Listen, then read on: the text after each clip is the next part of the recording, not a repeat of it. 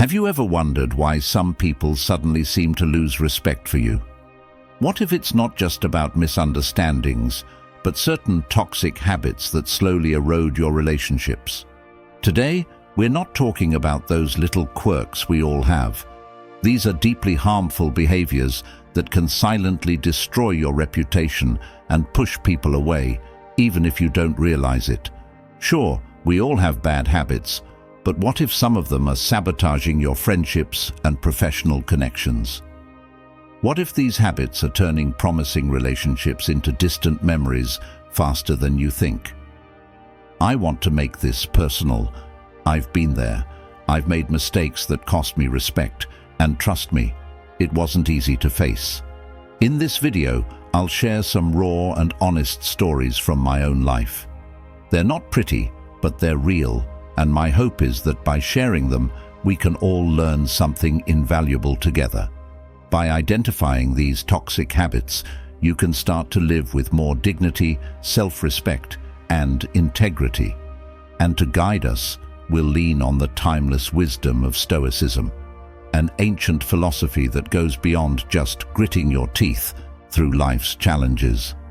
Stoicism is about building inner peace, unshakable integrity, and true resilience.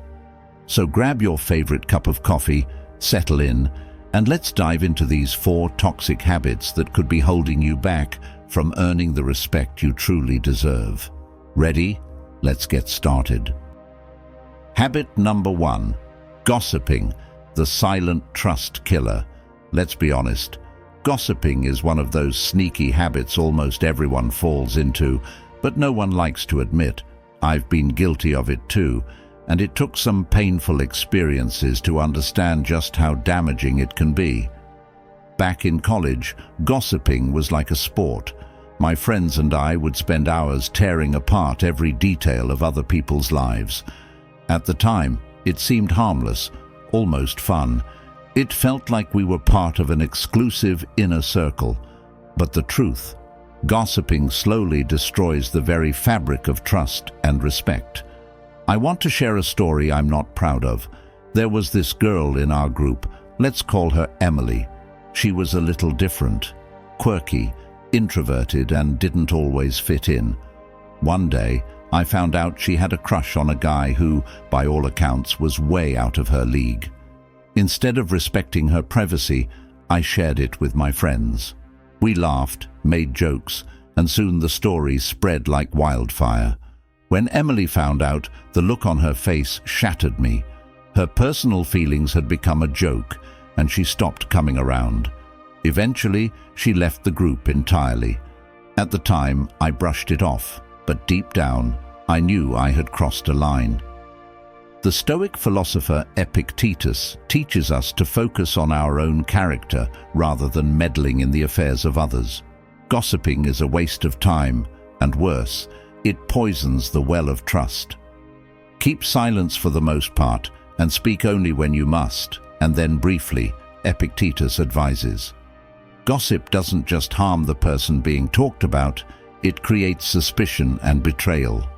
People start to wonder, what are you saying about them behind their back? I learned this lesson the hard way when my own words came back to haunt me. Another incident happened at my first job. I had a co-worker, let's call him John, who was incredibly hard-working, but a bit of a loner. One day I found out he was dealing with a serious health issue. Instead of respecting his privacy, I told a few colleagues, thinking it would spark an interesting conversation.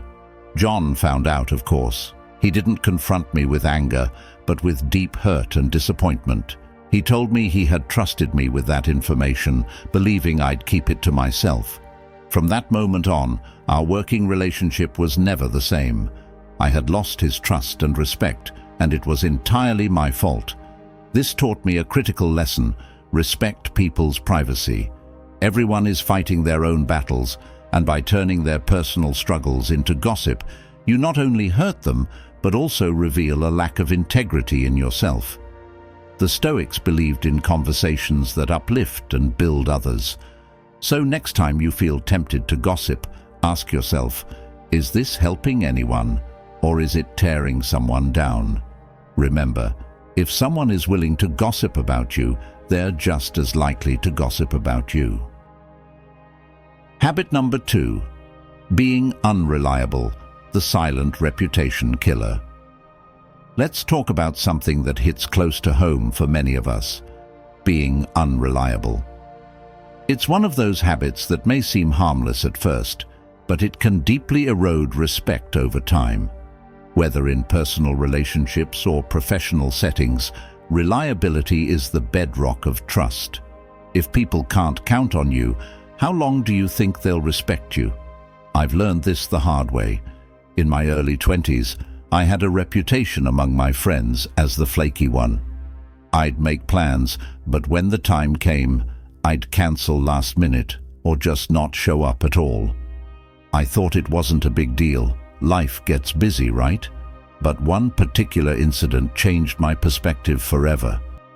A close friend of mine, Sarah, had spent weeks planning her birthday party. She poured her heart into every little detail, and I promised her I'd be there. But when the day arrived, something else came up, and I decided not to go. Worse, I didn't even bother to let her know until hours after the party had already started. When I finally called, I could hear the disappointment in her voice. She didn't say much, but the silence spoke volumes. Our friendship was never the same after that. She stopped inviting me to things, and we slowly drifted apart. Being unreliable doesn't just inconvenience others. It tells them that your word means nothing. If you say you're going to do something, follow through. If you promise to show up, be there. It's about showing people that you respect their time and effort as much as your own. Another painful lesson came from my professional life. Early in my career, I had this bad habit of overcommitting and under-delivering. I'd agree to take on projects only to miss deadlines, often without any heads up. I thought my charm and excuses would smooth things over, but my boss wasn't impressed. During a performance review, she laid it out bluntly. Your work is good when you actually do it. But your lack of reliability is a real problem. People don't know if they can count on you. That was a wake-up call I desperately needed. Being reliable isn't just about showing up. It's about consistency and integrity. Every time you make a commitment, you're putting your reputation on the line. And every time you flake, you chip away at the trust people have in you. So how do you fix this habit? First, get real with yourself about what you can and can't commit to. Don't overpromise just to make people happy. If you say yes to something, follow through. And if something comes up that's beyond your control, communicate early. Show that you value other people's time by being dependable. By being reliable, you don't just earn respect. You strengthen your relationships and build a rock-solid reputation. It's a simple but powerful way to show that your word means something. Habit number 3. Interrupting others, the subtle form of disrespect. This one might seem innocent because so many of us do it without even realizing it, but let's be real. Constantly interrupting others is a huge sign of disrespect. It's like saying, "What I have to say is more important than what you're saying." This habit not only frustrates people, but also makes them feel undervalued and unheard.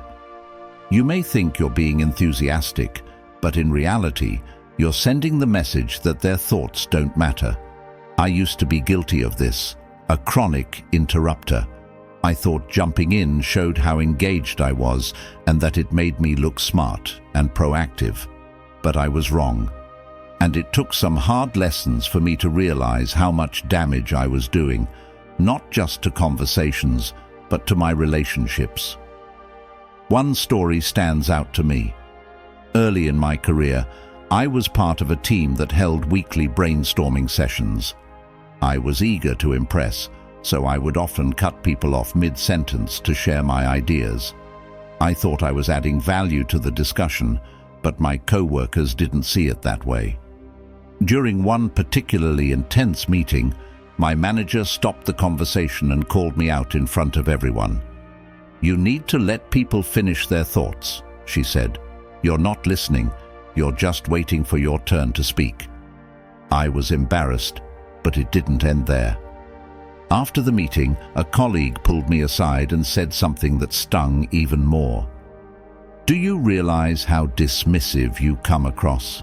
It's like you think your ideas are the only ones that matter."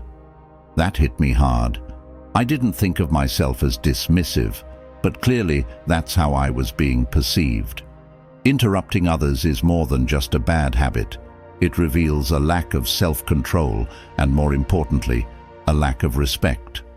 In Stoic philosophy, listening and understanding others are considered vital virtues. Seneca reminds us to be patient and thoughtful in our conversations. True wisdom lies in our ability to listen deeply, not just in the words we speak. Another experience that sticks with me happened when I was out with friends. One of them was opening up about his struggles with anxiety, sharing a deeply personal story. Halfway through, I jumped in with my own experience, thinking it would help him feel understood. But instead, he looked at me and said, "Can I finish?" The mood changed instantly. What I thought was empathy came across as hijacking his moment. That night, I learned something crucial. Listening is not just about hearing the words. It's about being present and allowing someone the space to fully express themselves. Interrupting undermines that process and makes the conversation about you rather than them. To break this habit, start practicing active listening. When someone is speaking, focus on truly listening, not just waiting for your turn to talk. Give them the space to finish their thoughts before you respond. It's a simple yet powerful way to show that you respect their voice. Remember, every time you interrupt, you're signaling that your words are more important than theirs. But when you allow someone to finish, you're building an environment of mutual respect. So, the next time you're in a conversation, challenge yourself to listen deeply. You'll be amazed at how much more you'll learn and how much more respect you'll earn. Habit number 4, complaining, the silent respect killer. Complaining. It's a habit that not only gets under people's skin, but also slowly erodes the respect others have for you. Sure, we all need to vent sometimes, but when complaining becomes your go-to response, you become a negative force that people simply want to avoid. Constant complaining doesn't just drain your own energy, it sucks the life out of those around you, damaging relationships and costing you respect. I know this all too well because I used to be a chronic complainer. I thought airing my grievances was a way to bond with people, to find common ground over shared frustrations. But looking back, I realize how toxic this habit was, not just for me, but for everyone around me. Let me take you back a few years. I was working a job that felt like a daily grind. The workload was overwhelming, management was chaotic, and I felt utterly unappreciated. Instead of focusing on how I could improve the situation, I took the easy route. I complained, all the time, to anyone who would listen. My co-workers, my friends, my family, everyone had to endure my endless rants. At first, people were sympathetic. They'd nod along, even joining in with their own complaints. But then I noticed a shift. Conversations with my friends grew shorter. My co-workers started avoiding me. And when I stopped getting invited to after-work hangouts, I knew something was wrong. The final wake-up call came from a close friend. "I love you," she said, "but you're becoming really negative. It's exhausting to be around you." That hit me like a ton of bricks. I hadn't realized how much my complaining was affecting my relationships. And this was a harsh reminder of what the Stoics teach us. Focus on what you can control and accept what you cannot. Complaining, especially when it becomes a habit, keeps you stuck in a negative mindset. Worse, it signals to others that you're more focused on problems than solutions. And let's be honest, no one is drawn to that kind of energy. Another experience that really drove this lesson home was during a group project in college. One of my teammates, let's call him Mike, was a relentless complainer. Every meeting, it was the same story. He'd go on about how unfair the workload was, how incompetent the professor was, and how pointless the entire project seemed. His negativity spread like wildfire. Pretty soon, none of us were motivated to give our best. We just wanted to get the project over with. Seeing Mike's behavior made me reflect on my own tendency to complain and how it might have affected those around me in the same way. That's when I knew I had to change. I started focusing on gratitude instead of complaints. Rather than moan about my job, I zero in on what was within my control. I identified specific issues and looked for ways to fix them. If I felt undervalued, I didn't just whine. I sought feedback, improved my performance, and made a case for a raise. When management was disorganized, I took the lead in streamlining processes. It wasn't easy, and the change didn't happen overnight, but the results were undeniable. People noticed the shift in my attitude. My relationships improved. I started to earn back the respect I had lost. I became someone people wanted to work with, not someone they avoided.